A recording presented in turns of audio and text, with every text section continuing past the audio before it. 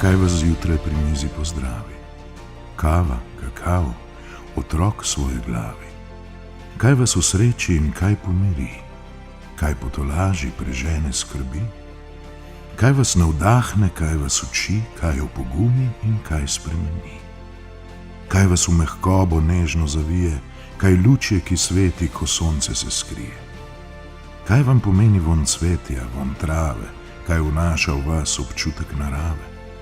Opojni zvok glasbe, vonj po jasminu, topel prsket ognja v kaminu. Kam plašč odložite, ko dan je gotov? Kdaj se zaveste, da prišli ste domov?